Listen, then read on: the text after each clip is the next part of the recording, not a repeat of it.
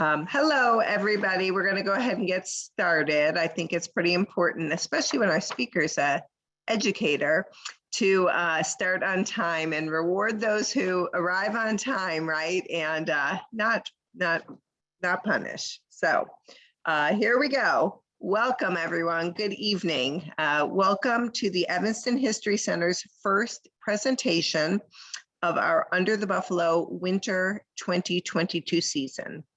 I'm Eden Jerome-Perlman, Executive Director of the History Center, and I would like to welcome everyone. Before introducing our speaker, let me just say a word about the season's events. This season, all presentations are connected around the general and symbolic theme of landscape.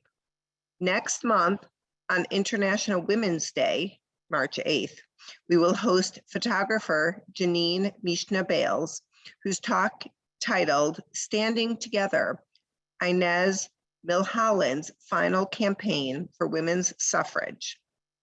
Mishna-Bales will discuss her multifaceted meditation on a pioneer of American suffrage.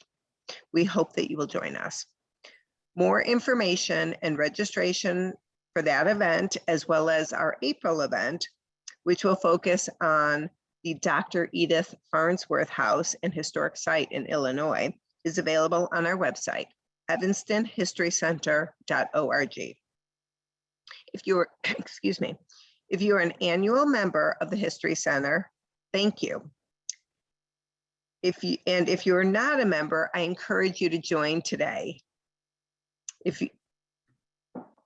And now I'm delighted to introduce our speaker for the evening, Brian McCammack, who will discuss his award-winning book, Landscapes of Hope, Nature and the Great Migration in Chicago.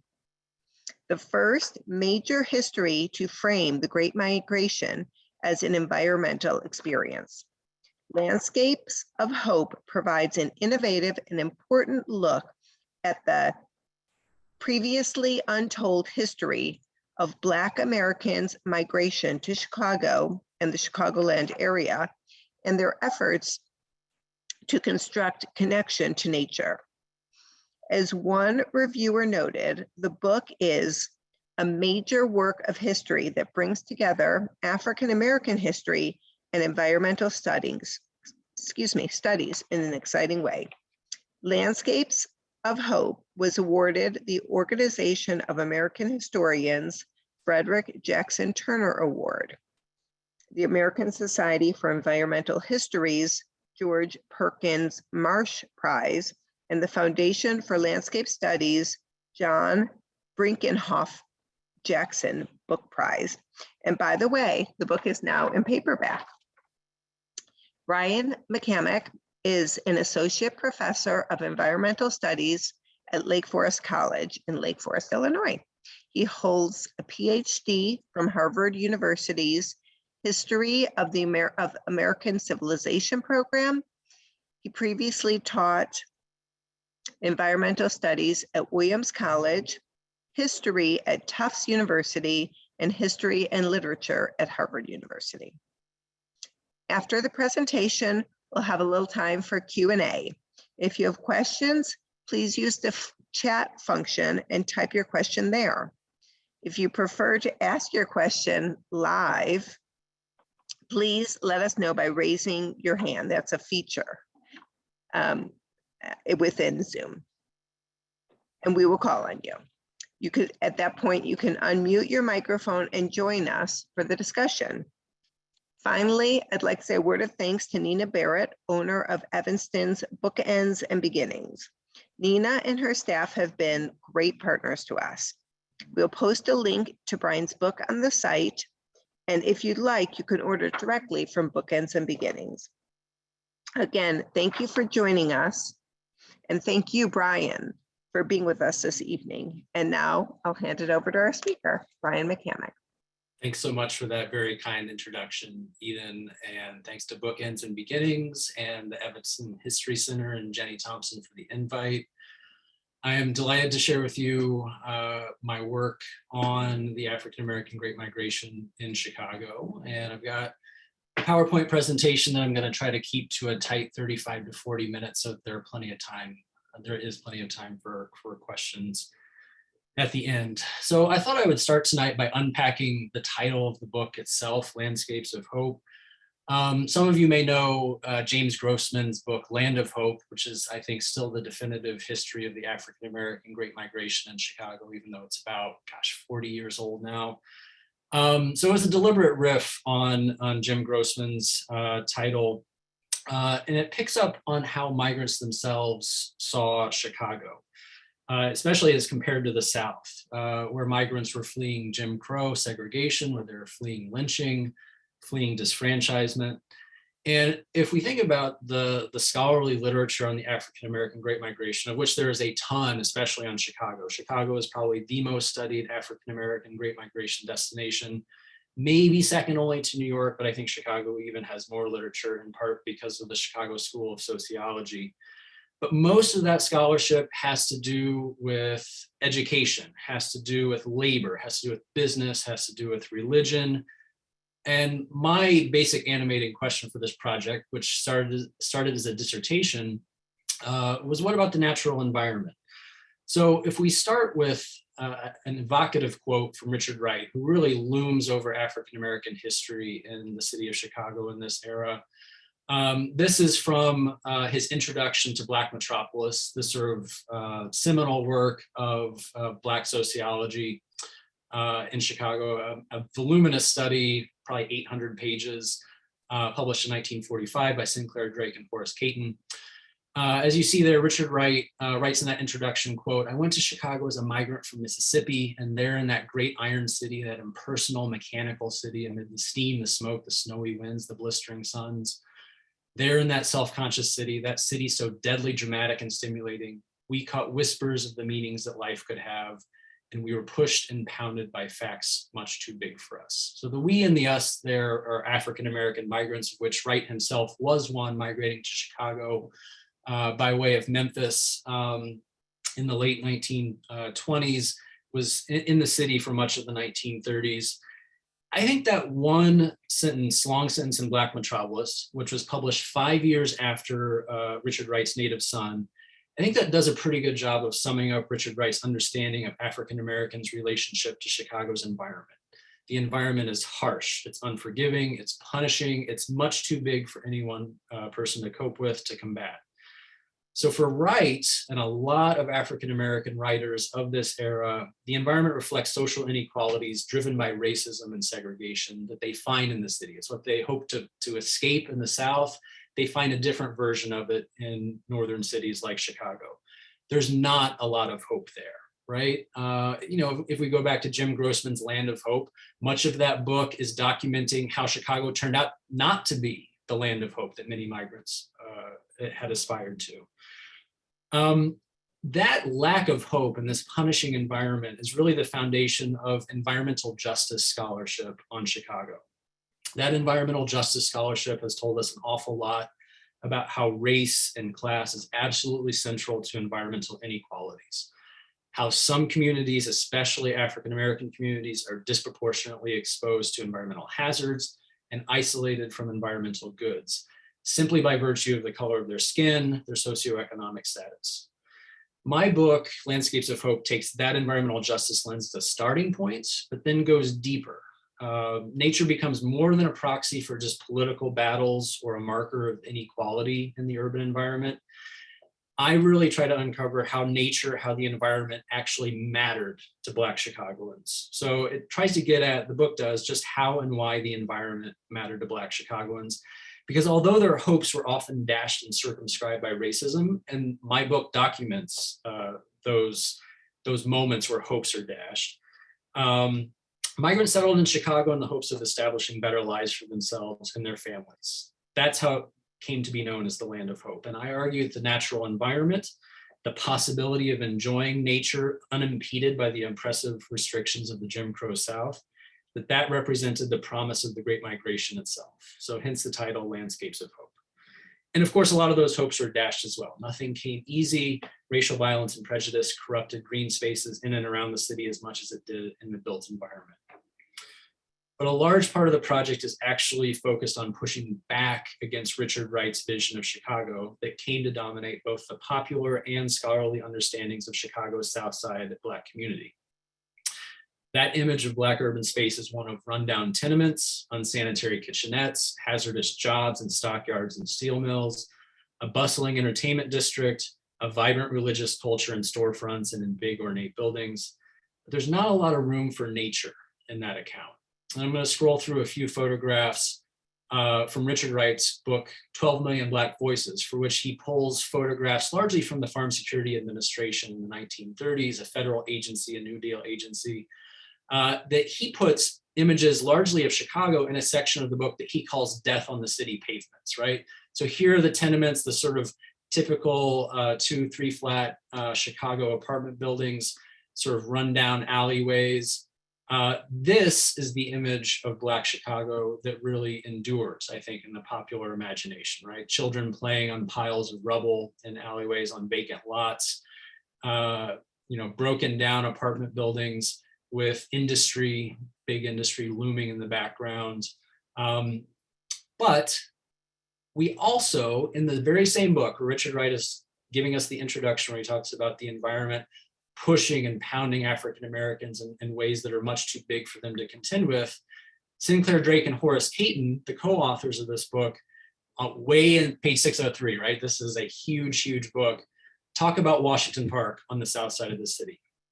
And in this passage on page 603, they say, quote, "To this park in the summer, Bronzeville's teeming thousands swarm, lounging on the grass, frolicking in the Black Belt's one large swimming pool, fishing and rowing in the lagoon, playing softball, tennis, or baseball. Here too is Bronzeville's equivalent of Hyde Park, where jackleg preachers joust with curbstone atheists and Black Zionists break a lance with sundry varieties of reds." Or that's what communists were known as in the 1930s and 1940s, pejoratively. So an animating question of my book is how we hold those two images of predominantly the south side of Chicago, but also increasingly the west side as the 1940s and 50s wear on. How do we hold that image of the Black south side of the city that Richard Wright is giving us, right? Rundown tenements, hazards left and right, with this sort of urban oasis that Washington Park represents. Now, a lot of you, being, I think, from the Chicagoland area, probably know Washington Park.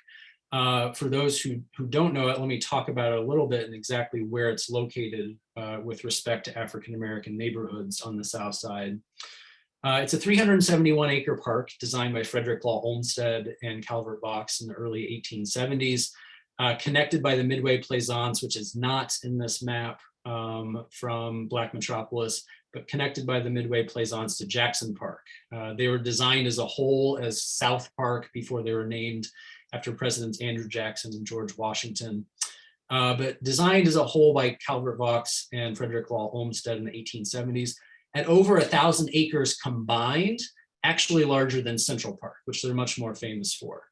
But Washington Park is here on the south side, just west of the University of Chicago.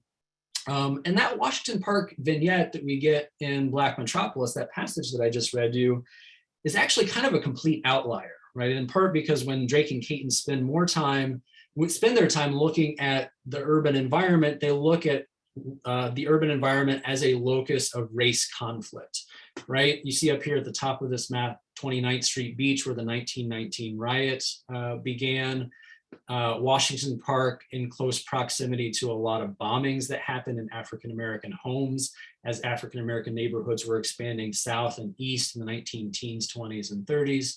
They look at recreational space, they look at green space, they look at constructed nature in the city as a place of race conflict, which it was, no question, right? I talk about that in the book. But I think if we miss why places like Washington Park, places like 29th and later 31st Street Beach mattered to African Americans in the city, I think we miss at least half the story, right? Why does nature, why does the environment matter to Black Chicagoans in this period? So the book's really born out of trying to resolve that contradiction. Now, here's an aerial view of Washington Park. You see how starkly different it is, even with the buildings encroaching on the borders here, how different it is from the built up environment on the west side, and then the University of Chicago area over here on the east side of the park. This is an armory here that was there in the 1930s. Obviously, this is the brand new pool that Drake and Caton were referencing on the west side of the park here. And this massive lagoon is more or less original to Olmsted and Vaux's design, right? They designed this part to be open and to be active. You can see the baseball diamonds, softball diamonds cut into the meadow there. And this southern portion of the park to be more passive, more reflective. You could take a boat out on the lagoon. You could go ice skating on the lagoon. And this is one of my favorite photographs. I'm going to show you a lot of photographs in this presentation because I think the visuals do a lot to tell the story, more than I could possibly do in many instances. This is actually the photograph that I really wanted on the cover of the book, but the publisher, my editor, was like, nah, we're going to go with the Madden Park shot that you saw at the beginning. But I just love this, right? You would never know that these kids were in the middle of the city of Chicago here, right? But this is Washington Park in the middle of the Black Belt in the 1930s. You see a couple walking on the southern portion of the park that's a little bit more heavily wooded in April of 1941. In these moments, right, you see why a place like Washington Park is such a destination. This is the brand new pool that opened in 1937. You see all these boys mugging for the camera here. This was the largest pool in the city of Chicago at this point in the 1930s, made Washington Park even more of a destination than it already was. And of course, the Bud Billiken Day Parade. This is the Bud Billiken Day crowd in 1938. That culminates in a picnic in Washington Park. That still goes on today, right? So in many ways, Washington Park is and remains today a community institution for African Americans in Chicago. Now, if I can pause there for a moment and sort of rewind to give you a little bit of context on the Great Migration, the first wave of the African American Great Migration to Chicago, if you're not familiar, I think it'll help sort of contextualize a little bit just how profoundly Southern, in part, African Americans in Chicago were, especially in the 19-teens, 20s, and 30s. So this is cumulatively African American outmigration from the South to cities in the North, about 1.5 to 2 million in the course of that quarter century, mainly settling in urban industrial centers like Chicago. Chicago's African-American population in that period, roughly between World Wars I and II. World War I really ramps up migration out of the South and into places like Chicago because of industrial labor demands, things like that. Chicago's Black population, more than sextuples, from 44,000 in 1910 to more than 250,000 by 1940. And this is what I was alluding to with just how Southern in character Chicago's African-American population was, particularly then. Roughly 3/4 of Black Chicagoans are Southern born, mostly from Mississippi, Alabama, and Tennessee. If you were an African-American in Chicago in the 1930s, you were more likely to have been born in Mississippi than you were to have been born anywhere in the North. Right, in Mississippi alone, right? This sort of pipeline from Mississippi, Louisiana, the deep South to Chicago brought thousands upon thousands of African Americans to the city. So, you know, 2/3, well, maybe half of the book, maybe even a little less, is focused on those urban environments, primarily the South Side on Chicago. Washington Park factors prominently. But what I want to talk about for most of my time tonight is African Americans in relatively unexpected places, experiencing both urban and rural natural and landscaped environments in the North, including resorts for the mostly African American elite, including youth camps for the middle and working classes. And what I'm going to talk most about is African American labor in helping to construct the Skokie Lagoons just north of Evanston. So let me talk a little bit about African Americans in more unexpected places. Again, this is a sort of a version of African American Chicago history in this period that doesn't generally get told, right? When you're reading Great Migration history, when you're reading histories of African Americans in Chicago in this period, it's all about the South Side. It's all about the West Side of the city. We don't see African Americans experiencing nature in different locales, in different contexts. So if we're going beyond environmental justice to look at environmental culture in Chicago and the rural Midwest, what I hope to do with the book, and I think I did, is to collapse the boundaries a little bit between urban and rural environmental history, and uncovering a little bit more African-American mobility than is generally acknowledged, right? One gets the sense when you read a lot of African-American Chicago history that once African-Americans come to Chicago, it's South Side all day, every day, right? We're not getting out to the forest preserves. They're not getting out to rural Michigan, up to the North Shore. And I find instances where that's just not true, right? And I think it sort of adds more depth and texture and nuance to African-American history and pushes back against some of those dominant narratives of Black urban life by adding that environmental perspective. So one of the places that features very prominently in the book is Idlewild, a resort town that was founded in the late 19-teens, coincident with the Great Migration really ramping up. This was a destination for Chicago's Black elite and the Black elite from Detroit and really all around the Midwest. Still there today. It's sort of fallen on hard times since the Civil Rights era. But this is a destination for famous African-Americans, including Louis Armstrong vacation there. Joe Louis, the famous boxer, was at Idlewild. And again, just the photographic record, right? Seeing African-Americans in these spaces in the 19-teens, 20s, and 30s, I think challenges conventional notions about what African-American life looked like post-migration, after coming to a city like Chicago. This is a photograph of Camp Wabash, which was in Southwest Michigan, Dowagiac, Michigan, around 1930. The segregated YMCA on the south side of the city started this camp. It was the first African-American YMCA to own its own segregated camp in Southwest Michigan. You see kids getting swimming lessons here. This was really for the middle classes, and increasingly, as the Depression took its toll in the 1930s, for the working classes and for the indigent, supported in large part by charitable donations from the Rosenwald Foundation, other charitable sources.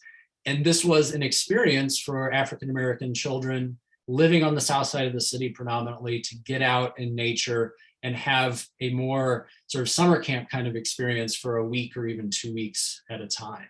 Again, the photographic record, I think, is remarkable. All of these photographs are at the Chicago History Museum.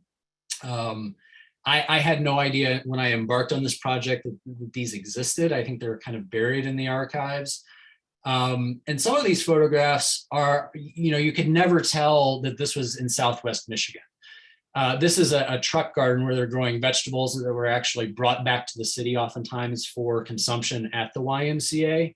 But I look at this picture and I think immediately of the South, right? I think of sharecropping, I think of plantations, but these were Black Chicagoans, right? These are kids who grew up in Chicago, maybe didn't know anything else besides the South Side urban environment, and they would go out and have this kind of experience for a week or two until the camp again fell on hard times in like 1950s, 1960s, and had to shut down.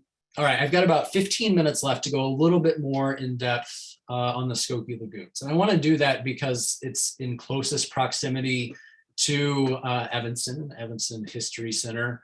A lot of you have probably been there. If you haven't been there, if you're going up the Edens Expressway towards the Chicago Botanic Gardens, the Skokie Lagoons are directly south of the Botanic Gardens, which is right here. And again, I'm doing this because it's a little bit more in close proximity to Evanston rather than talking about Washington Park or 31st Street Beach down here on the south side of the city. So about half the book is talking about this environment on the south side, but the last chapter of the book, chapter 5, which is sort of an outlier, goes deep into the African-American experience in the Civilian Conservation Corps in the 1930s. And it's an outlier in large part because it's all about African-American labor in the environment. So much of the rest of Landscapes of Hope is all about leisure in the environment, right? Retreating to the beach, retreating to the forest preserves that ring the city out here. This last chapter in the Skokie Lagoons is thinking about the larger historical meaning of a generation of African-American young men returning to the land, doing hard manual labor in environments that was exactly the kind of hard manual labor in environments that many of their parents had sought to escape in the South. And we're going to see some of that sort of resonance, I think, in some of the photographs I'm going to show here in a moment. But first, a little bit of background on the Civilian Conservation Corps for those who aren't familiar. The CCC, as it's more commonly known, one of FDR's alphabet soup of New Deal relief agencies like the WPA and so forth. The CCC was actually FDR's first New Deal relief programs, established in 1933, and it doesn't end until 1942 with the US involvement in World War II. All of the young men, right, 18 to 23, later 17 to 28, all those young men who are working in places like the Skokie Lagoons, they're going overseas to fight in World War II, which is why the CCC shutters in 1942. But in the space of that decade, we have about 3 million men total, both African American and white, and beyond just the black-white binary, right? A full cross-section of young men, racially and ethnically diverse, although segregated, as I'll talk about in a moment. The CCC employed young men, paid them $1 a day. And one of the things that I try to emphasize in this chapter is that $1 a day was certainly not nothing in the depths of the Depression, right? When many Chicagoans, black and white, but especially African Americans, where on the South Side, unemployment ranged as high as 50% in the depths of the Depression in 33 and 34, before some of the New Deal agencies started to rectify some of those unemployment problems. But it didn't just impact the young men, right? They are sending that money back to the families. So if you have a 17-year-old African-American kid working in the Skokie Lagoons, doing that hard labor, some of that hard labor is benefiting him for sure. And this is part of the logic of the CCC, the rationale for it. But a lot of that money is going back to his family on the South Side, right? It's making a tangible difference in the lives of his mom, his dad, his brothers and sisters, $25 a month sent back to enroll these families. So the Skokie Lagoons, as I'll show on the next slide, was the biggest CCC project in Illinois and one of the biggest nationally. But there were camps, thousands of camps all over the United States, mostly rural camps, serving, the young men are serving for 6-month periods. Many of them are re-enlisting, especially if they are unable to find employment back in the city, re-enlisting for another 6 months, and they'll end up in the CCC for a year or even more. They're doing all manner of environmental work. A lot of work is going on in the national parks, in the national forests. It's not just in areas that are in close proximity to cities like the Skokie Lagoons. A lot of these CCC camps are really, really remote. But they're planting trees, they're digging and clearing ditches, terracing farmland, draining swamps. They're building roads and trails. A lot of this last chapter of my book doesn't just talk about Skokie Lagoons. It talks about African Americans in Chicago, young men going to downstate Illinois, working on farms, terracing farmland, crushing limestone, all kinds of things like that in order to boost productivity of crops downstate. Now, why environmental labor? What's the logic of the Civilian Conservation Corps?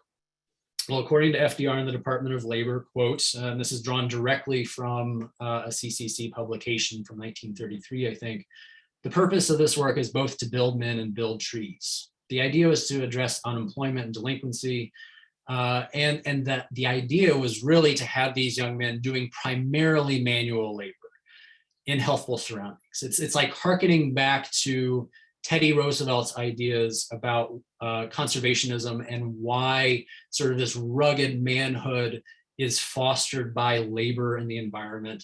It builds character, it builds muscle, it offers training, right? FDR is pulling on his distant cousin Teddy Roosevelt's ideas about conservation and reinventing them and translating them into a way to sort of help pull the nation out of the Depression.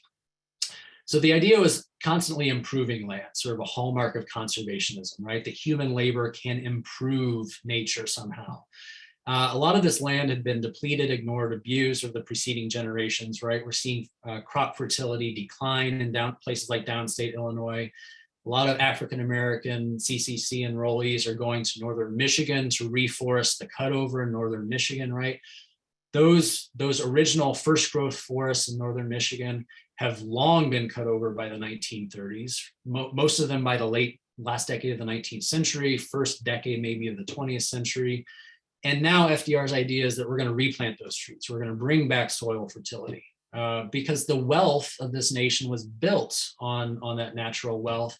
And FDR is looking at the possibility of having lost that natural wealth. So he's trying to build back those strengths, right? So he's building on progressive era environmental management, again, hearkening back to that Teddy Roosevelt ideal, as well as this idea that rural and wilderness environments are a tonic for urban dwellers, that urbanization somehow makes us weak, somehow makes us unfit, right? That if we send these young men back out to nature, they're going to be more morally upstanding. They're going to be stronger in health, in mind and body and soul, right? So these are a couple of photographs from Civilian Conservation Corps newspapers that enrollees themselves wrote articles for, drew the artwork for, and it helps show, I think, what the CCC was intended to accomplish. So on this one on the left, Camp Alito, which is in downstate Illinois, we have a new enrollee sort of rolling into the CCC in his zoot suit, right, looking pretty snazzy. Well, he's met with this quasi-military guy in uniform, and we're turning this guy into something more like this, right? So that in turn, when he goes back to the city, and this was always the intent of the Civilian Conservation Corps, right? You have a set 6-month tour of duty, maybe a year, that you are transformed in your time in the CCC, and you go back to the city to be a productive citizen again, right? Now on the Skokie Lagoons, let's talk more about what kind of work they were doing, the scale of the work. Nationwide, because there was a racial quota of 10%, which roughly tracked what the African-American percentage of population was in the 1930s, you had about 250,000 African-Americans nationwide serving in the CCC. My calculations, and it's kind of hard, like there's, the New Deal was great for like generating reams of paperwork and documentation about all of these agencies like the CCC, like the WPA, but it's not all aggregated in convenient fashion. By my calculations, all the research I did at the National Archives in College Park, Maryland, we had about 15,000 to 20,000 African-Americans serving in Illinois. And because the vast majority of African-Americans who lived in Illinois, lived in Chicago, most of those enrollees, I argue, were from Chicago, predominantly the South Side. Remarkably, and I don't, I triple checked, quadruple checked these numbers. Remarkably, I think that's about 1/4 of all eligible men in that period, right? From that decade, from 1933 to 1942, if you're taking, that age range from roughly 17 to 28 and 20,000 Black Chicagoans working in the CCC, it's about 1/4, 1 out of every 4 young men. I mean, that's pretty remarkable, right? As I said, the largest project in Illinois is the Skokie Lagoons. It's about 20 miles north of Chicago, which most of you probably know. About 20% of the workers on the project were Black, about 400 to 800 on site at a time. And the idea of the Skokie Lagoons, which was sort of a pet project of Harold Ickes, the Secretary of the Interior, a native of the North Shore, sort of bringing some pork barrel money back to Chicagoland. The idea was to make the North Shore much more settlable, basically, right? Because what was at the Skokie Lagoons before was undevelopable marshland, right? So the idea was that if you construct this lagoon and channel network and marshland, you could control flooding on the North Shore, and you could create a recreational destination. Now, I should say before I move on to the next slide, that those 400 to 800 workers on site at a time were segregated. They were in segregated barracks, working at different work sites from white companies. And I'll talk a little bit more about the sort of division of labor and how we see racial discrimination play out in Civilian Conservation Corps. Certainly not unique to the South, right? The CCC was segregated nationwide. And we're seeing exactly the same kind of racial discrimination in the labor environment in cities like Chicago that African-American migrants were trying to escape in the South. So I love this picture because this is a plan of the Skokie Lagoons. They work their way south to north as the 1930s wore on, and you see the colored portion of this map on the south is what they have already completed. The lagoons and ditches, and even completed some planting on the far south end. That tracks almost exactly to this aerial photo looking north, right, where the men have dug out this lagoon. This is the south portion of the Skokie Lagoons. Willow Road here is this bright white line running left to right here, or north to, or east to west, excuse me, west to east here. And you can see just how unsettled the North Shore was in Winnetka, in Glencoe at this point, really hugging Lake Michigan here, right? I mean, if you drive up here, and I showed the Google map earlier, pretty much I-94 goes right up here, right? Just cuts right through the west side of the Skokie Lagoons. That doesn't go in until the 40s and 50s when the interstate highway system takes off. So you just see how undeveloped this land was, right? And the Skokie Lagoons really paved the way for further development on the North Shore. And this is some more of the photographic record that I think really helps tell the story of the kind of work and the conditions under which African Americans were laboring in the Skokie Lagoons. All of these are from the UIC special collections. A lot of these photographs are also in the National Archives out on the East Coast. But the thing I love about these is just how grueling the labor looks, right? This is hand digging the channels that connect the lagoons with wheelbarrows, shovels. You got planks here that they're wheeling the dirt out to where they're dumping it, creating the berms along the edge of the Skokie Lagoons. And you also see just how young these kids are. I mean, these are probably 17, 18-year-old kids. I mean, they look so young to me, or maybe that's just a sign that I'm getting older, I don't know. But especially this picture, right, where they're sort of mugging for the camera in 1935 in March, more digging channels by hand. You can see it's just sort of a desolate environment, right? It's muddy, it's nasty. That's in March. I mean, we know what Chicagoland is like in March, not pleasant generally, but they're also working year round, right? This is clearing weeds on the Skokie Lagoons in August of 1934. Weeds that are taller than, what looks to me to be almost a 6-foot man there. And so you're in conditions like that in the summer, but you're also hip deep in these channels in these lagoons in February of 1934. Now, I don't want to be out there in February of 1934. And there's a lot of data, and I talk about this in the books, about how work basically went on as long as temperatures were above 10 degrees, I think. A lot of white commanding officers, and this is not a military organization, it's quasi-military, but it is civilian conservation corps. All of these segregated African-American companies had white commanding officers.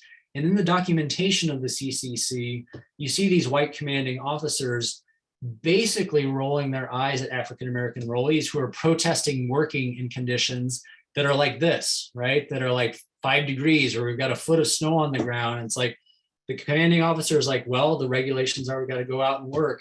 And obviously the white commanding officers are attributing that to some sort of inherent racial characteristics, right? That African-Americans don't want to work in the cold. They're not as good of workers as white workers.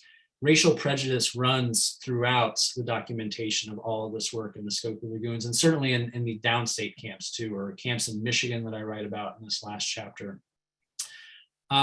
And this picture, I think is great for just showing how miserable this work could be, like ankle deep in mud.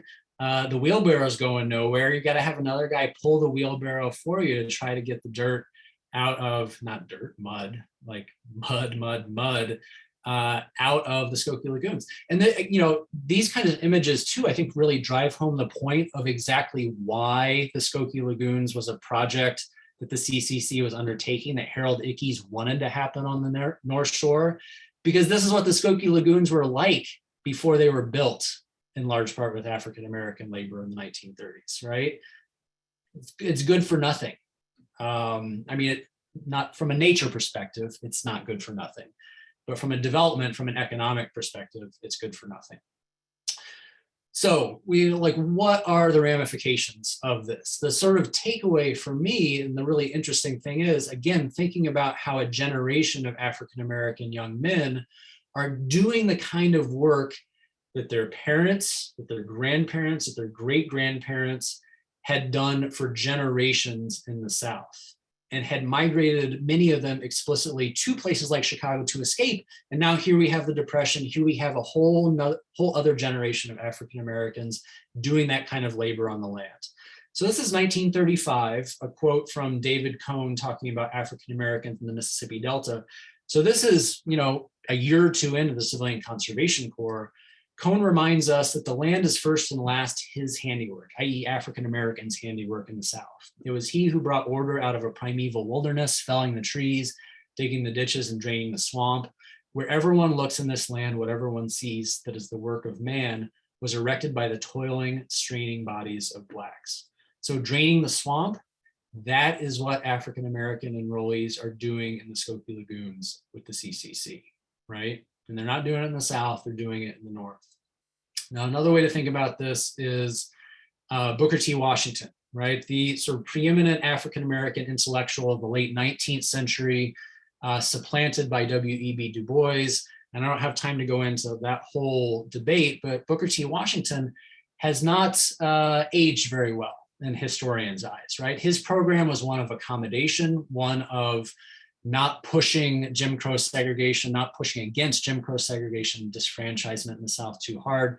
His idea was that African Americans could work up through the soil, up through the swamps, up through forests, up through the streams and rocks, that if they just worked hard enough in the South, they would eventually gain respect from white Southerners.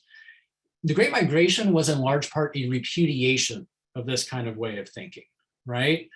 A repudiation of the idea that if we just worked our way up through the swamps, eventually we would attain equality, right, as African Americans in this country.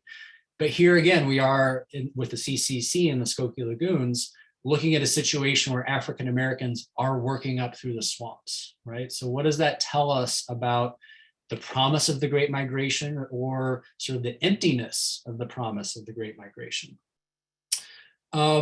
I think this is maybe the last slide. Well, we're getting close to the last slide. I'm going to wrap it up really quickly so we have plenty of time for Q&A. Richard Wright, to get back to Richard Wright, who just looms over Black Chicago's history in this period, he said in 12 Million Black Voices, quote, "No longer do our lives depend upon the soil, the sun, the rain, or the wind. We live by the grace of jobs and the brutal logic of jobs." This was his way of saying that African Americans with the Great Migration had left the land in the South to take up jobs in the steel mills, in the stockyards, in the office buildings of places like Chicago, right? We don't depend on the soil, the sun, the rain, or the wind. But again, the Civilian Conservation Corps is challenging this notion, because African Americans were depending upon the soil, the sun, the rain, and the wind. And it was also the brutal logic of jobs. It's a combination of the two, this kind of environmental labor. So for African Americans, I think the Civilian Conservation Corps effectively blended a long history of rural environmental labor in the South with the logic of modern industrial progress in the North. Now, virtually, and I could say more about this in Q&A, but I'm going to wrap up really quickly. Virtually all CCC enrollees performed manual environmental labor. There was a pretty clear division between the kind of work that white enrollees got, which tended towards the mechanical, which tended towards the less physically strenuous, which tended towards the kind of training that would benefit them well when they returned to the city, and the kind of labor that African American enrollees got, which tended towards the manual, tended away from the kind of training that would really benefit them when they were looking for urban jobs upon return to a place like Chicago. Now, that racial dynamic in the CCC, I think, is really reflected in this image from August of 1933, excavating a channel in the Skokie Lagoons. Here you see an African American company, clearly segregated, right? And this portly white gentleman literally above them, right? Looking down on African Americans. I think the visuals of that are just really powerful in terms of the inequalities of race relations that were expressed in the Civilian Conservation Corps, in the Skokie Lagoons, and beyond. So really briefly, okay, so that was the 1930s. How does it matter today? I always like to make this relevant, especially for millennials, or what are they, Gen Z now, I guess, my students who are have a hard time sometimes grasping onto why the 1930s might matter. Well, here's a racial dot map from the 2010 census. So a little bit of outdated census data. Not a whole lot has changed in Chicagoland since 2010, but unfortunately I haven't been able to find a map this good for 2020 data. All the blue dots are white people in Chicagoland, green dots are African-American, red dots are Asian. And you see just how profoundly segregated Chicago is, right? I mean, we all know this, right? The south side of the city, Washington Park is right here, overwhelmingly African-American, except for this little enclave of Hyde Park and Kenwood, where University of Chicago is. Southwest side of the city, Pilsen, Little Village, et cetera, predominantly Latinx. The west side of the city, predominantly African-American. The north side of the city, predominantly white. Until you get a little up into Rogers Park, right, and Evanston, predominantly white. But then you get into the North Shore, and it's very, very white on the North Shore when you get past Evanston, right, up into Winnetka and Glencoe, right next to the Skokie Lagoons. So one of the things that I say in that last chapter is that it's sadly ironic how much African-American labor went into environments like the Skokie Lagoons, like the forests of northern Michigan, like downstate Illinois farms, and the lasting environmental legacy, the lasting economic benefits of all of that work is disproportionately accruing to white Chicagoans, to white Illinoisans, right, to white Michiganders. Because those environments, in rural environments, and this holds true generally in the North, across the North, rural environments tend to be whiter. Suburban environments tend to be whiter, right? So all of this work that African Americans put into the Skokie Lagoons, creating a place that could be developed for economic gain, a recreational retreat for people who live nearby, those benefits are predominantly accruing to white North Shore folks, right? There are not a lot of African Americans, many of whom are probably descended from the ones who helped dig out the Skokie Lagoons, who are going to travel all the way from the south side or all the way from the west side up to Skokie to see the kind of labor and the fruits of that labor, right, that went into the Skokie Lagoons. And here are just some images of the Skokie Lagoons, the kind of nature, constructed nature that was built in the 1930s. And with that, I will stop the screen share and stop talking. Sorry, I went a little bit over, Eden, I apologize, but I'm looking forward to taking some questions. I think that was a self-imposed time limit. We all could have listened to you much longer. So thank you so much. So we do have a bunch of questions, and I'll just jump right in. Well, actually, I won't jump in. I'll just say that was fascinating. So many, I think we all really learned a lot. I know I did. So there's people are, and the questions I'm receiving are just fascinated by the CCC and the dynamics. So the first question we'll ask, because you ended telling us how it was separate and not equal. What about pay? Was the pay the same? Pay was definitely equal. Yes. Pay was equal because it was straight from the government, and is that? Yeah. So the federal government mandated the $1 a day wages, which was standard north, south, east, west, African-American companies, white companies. That 10% quota has an interesting way of proliferating discrimination, especially in Southern CCC companies. And it's sort of the reverse effect in Northern CCC companies, right? Because the 10% quota was national. So what tended to happen is that in places like Illinois, where the African-American population was not 10%, I think it was 8% in Chicago at that point, much less if you take into account statewide, you ended up having an overrepresentation of African-American enrollees in the North. But in the South, states like Mississippi, where a lot of migrants to Chicago are leaving, that's a state where over half the population was African-American in the 1930s, well over half. So you have a dramatic underrepresentation of African-American enrollees in the South. But the wages were standard across. So that was not a point of discrimination. And there's some confusion, I think, might be for sure. Were there barracks? People stayed, or they came and went? And how did they get from the south side to up to the Skokie Lagoons? Yeah, that's a great question. I should have made that clear, but yes, there were barracks. So enrollees were staying essentially on site, right? They would take a short truck ride of maybe a mile or two out to the work site on a particular day. But they are staying there for 6-month periods, and they'd have leaves over weekends where they could come back to the city. It wasn't as difficult thinking about those logistics in Chicago, right? Because Skokie is kind of a haul in the 1930s from the south side of the city, but it's doable on a weekend. What I write about in the last chapter, where things get a little stickier and a little bit more racist, is in a place like northern Michigan, where there are not that many, if any, African Americans in these remote rural environments. And you have, a barracks full of, a typical CCC company was about 250 young men. And it becomes a real problem for the Civilian Conservation Corps administratively to figure out what to do with these guys when you've got sundown towns right next door, right? You can't take them to a rural, all-white northern Michigan town because you're going to have racial conflict immediately. I mean, many of these places were deeply racist, and many of these places were actively campaigning to not have African-American companies anywhere near their cities in the 1930s. So this is a big problem for the CCC. It doesn't become so much of a factor in some place like Skokie because, a significant African-American population is in close proximity where these guys could go on the weekend on their leaves. You would also have a little bit further west. A little bit further west, you would have, African-Americans going to hang out with the African-American population in Rockford, for instance, right? But they were in barracks, staying predominantly for the entirety of that 6-month period, unless they had, a few days to get away. So interesting.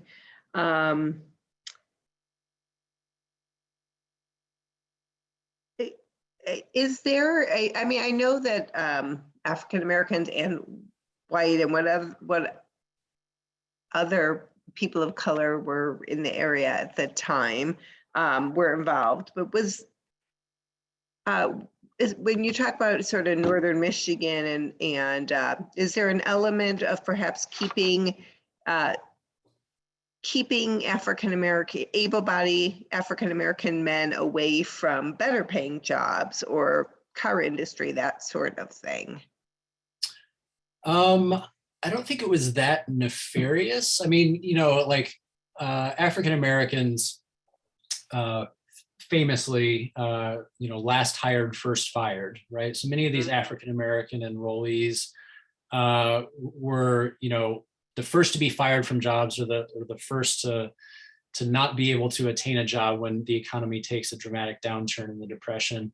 And they're the last to be rehired when the economy starts picking up. So I didn't do a rigorous study of how many African Americans end up re-enrolling for another 6-month tour, but I saw at least some anecdotal evidence that African Americans seemed more likely to re-enlist for another 6 months because of a lack of job opportunities back in their home cities, whether it's Chicago or Detroit or a smaller Great Migration destination. So interesting. It looks like Bob has a question. Oh, Bob Barr. Yeah. Oh, hi, thanks, Eden. There was at the time here in Evanston an established Black community that had been here since the Civil War, and it was deeply involved in the community and had not only the opportunities but the problems that were brought about because of that. Was there any particular integration, if you will, between, let's call them the old inhabitants and the new folks coming up from the South that you talked about in the book? So I don't write specifically about the Evanston African-American community, but this tension between what's known as old settlers and new settlers, like the new migrants, is definitely an intra-racial and often class-based kind of tension that plays out. And that factors into the book if you're interested in reading a little bit more about how those tensions play out in some place like Washington Park, behavioral expectations of the old settlers not being met by new migrants and old settlers being concerned about how African Americans as a whole would be perceived, and racist assumptions of white Chicagoans confirmed with ill behavior or not properly citified behavior of new migrants, that sort of thing. And the last thing I'll say about these class tensions within the African American community is that, I showed those slides briefly of Idlewild in northern Michigan. That was predominantly an African American resort for the elite. At least it was when it was first founded in the 19-teens. In the 1920s, that dynamic begins to shift a little bit with the Depression in the 30s. But in the teens and 20s, you see African Americans talking about how this is an escape for them, not just from white racism in Chicago, not just from the urban environment that can be exhausting mentally and physically, but also an escape from those new migrants, right? That are not behaving the way that they want to in their higher society. So there are plenty of class tensions for sure. Can you talk for a second about the word, the term you use, constructed nature? How should we understand that term? Yeah, I think that maybe just came out. I think the term that I use is in the book is landscaped environments. This idea, it's sort of referencing like the scholarship of environmental history about, this difference between pristine or untouched environments and environments that are shaped by the human hand. Basically, what I try to do in the book is just push all of that discussion to the side, because what I argue is that the vast majority, if not all of the environments that African Americans were recreating in this period were constructed environments, were landscaped, were shaped by the human hand, right? Certainly Washington Park was designed by Frederick Law Olmsted and Calvert Vaux. That landscape itself was sort of an unusable swamp to a many Chicagoans in the 19th century before Olmsted and Vaux designed Washington and Jackson Parks, kind of the same as the Skokie Lagoons in the 1930s. Mm-hmm. But even if you go to Idlewild, right, which African Americans treated as a much more pristine environment, that this is where you would go to find nature, in quotes, even that was the product of vast reshaping by human hands in the 19th century, right? That was right in the midst of the northern Michigan cutover. So all of those trees, right, were either worthless from our lumber company's point of view, or they were second growth trees. There was nothing original about that landscape that African Americans and many Americans were retreating to, right? If you're going out for a rural vacation in northern Michigan, that's a landscape that was profoundly shaped by humans and had been for at least half a century by that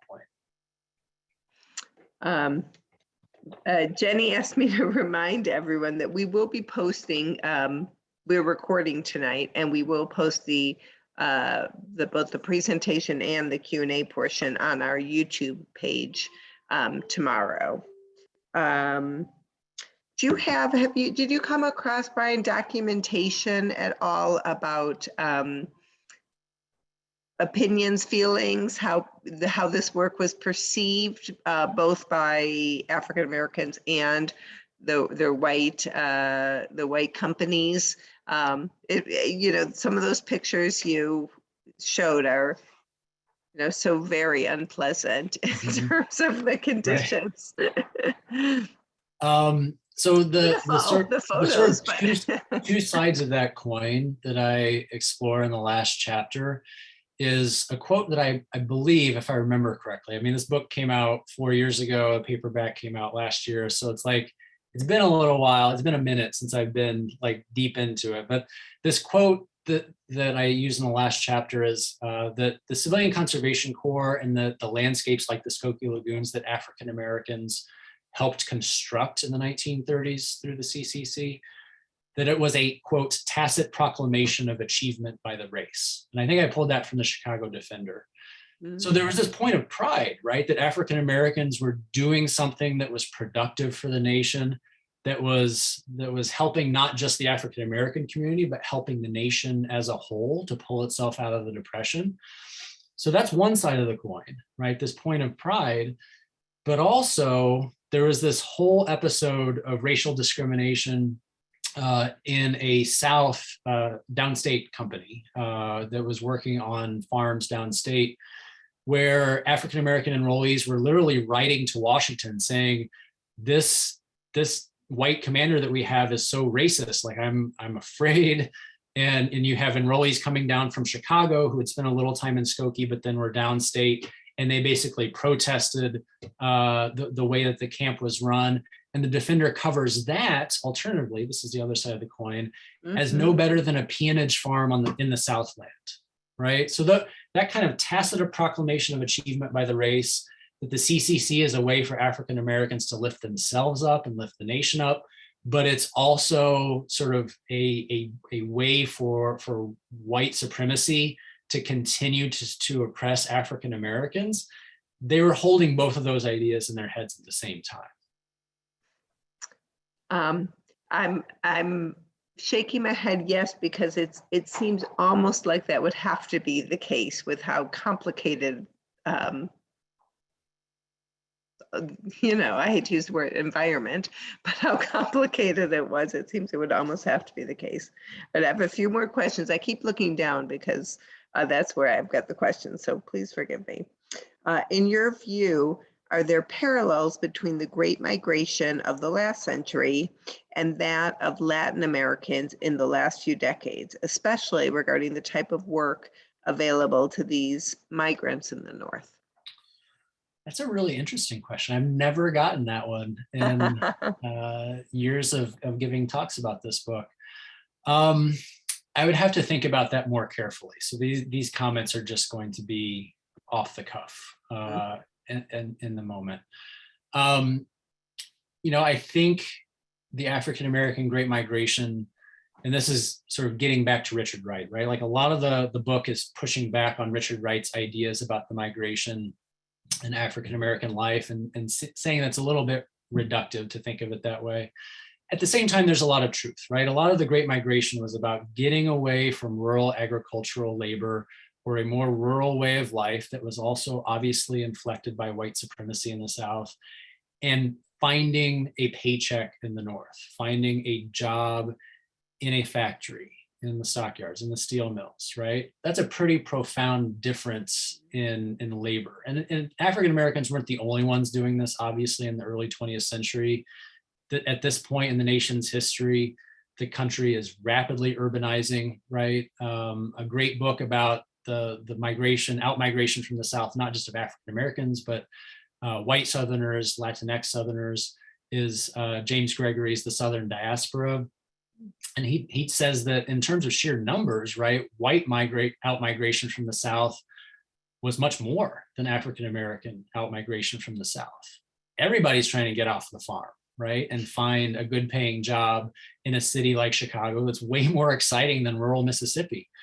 But in terms of actual like percentage of population, it was actually much greater for African Americans leaving the South. So in terms of thinking about the Southern African American community and just percentage wise, how much of those communities were lost to out-migration is a much more significant impact to African American communities. So if I were to talk about the contemporary immigration of Latinx immigrants and migrants, the kind of labor that they're performing, I think is very similar, right? I mean, the desires for migrants to make a better life for themselves and their families and their children, and to get the best paying job available, that fundamental is the same, I think, with the African American Great Migration. I think if you're thinking about the Southwest, if you're thinking about California's Central Valley and the kind of migrant labor that is sustaining the agricultural industry there and has, for decades, dating back to the early 20th century, at least the mid 20th century, that part is a little bit different in terms of continuing to work on the land. I don't want to hazard any comments really beyond that, because I would have to think a little bit more carefully about that before making sort of broad generalizations that I'll regret as soon as I end the Zoom. So understood. We appreciate your insight. Okay, this is going to be our last question for the evening. in your research, did you get a chance to speak with individuals who went to some of these camps or the vacation spots or had personal stories of families that did, family members? Yeah, and that made it into the book. It's not something that I thought that I would do when I started out this project, when it started out as a dissertation. And that's partially because initially I had conceived of it as ending in the 1920s, just not even get into the 1930s. And when I started this project, even though it was probably 2008, 2010, somewhere around there, there's not a lot of people left. But Michael Flug, who has since passed away, was the archivist at the Vivian Harsh collection on the far south side at the Carter Woodson branch of the Chicago Public Library. I was a green graduate student and didn't know what the hell I was doing really, but he was so nice and put me in touch with a lot of migrants who had been interested in sharing their stories and their oral history. So I was able, fortunately, through that connection to talk with Timuel Black before he passed away recently, just sort of an icon of Black Chicago's history, a civil rights leader in the city. Talked to him a couple times. He came to Chicago when he was 1 in 1919, the year of the riot. So he was just a wellspring of ideas and memories about the city. And had published 2 collections of oral histories that I also leaned on for the book. And Michael Flug introduced me to a brother and sister who were so nice, and they invited me into their home, and I talked to them 2 different times. Charles Davis and Clarice Durham, who have both since passed away. And their story, their vignette makes it into the book as sort of a central theme, at least in the introduction, to set up some of these ideas. So yeah, I feel really fortunate to have had the opportunity to talk to at least a handful of Black Chicagoans and get their thinking on the environment. And I just hope I did their stories justice. I didn't hear back from them after the book came out. I sent them copies, but they were all in their 90s, I think, by that point. Yeah. It was a great experience. It's an interesting sort of end question for me, because you hit on something that's, the bread and butter of the Evanston History Center and any history museum or center, which is, history matters. And what happened, that we learn from each other. And it's what happens today does affect what happens tomorrow, what happened yesterday, 10 years ago, a century ago, which is why we had such a high interest in this program. But it's like I say, it's for me an interesting sort of last question, because it gives us all a lot of food for thought in terms of going forward, sharing this history, sharing stories, our history, your history, everybody on our call. It's really such a big picture notion. So I appreciate you sort of reminding us of that. And I really appreciate you joining us tonight. I look forward to the day, hopefully very, very soon, when we can all gather in at the Evanston History Center and sit together in the Great Hall, and I won't have to read people's questions. So with that, I say good night to everybody. Thank you to Brian. Thank you to my amazing colleague, Jenny, who put this all together and does all the work that makes it look seamless. So thank you all, and have a very pleasant evening. Bye-bye. Thank you, Jenny. Thank you, Eden. And thanks, everyone. Have a good night. Good night. Thank you.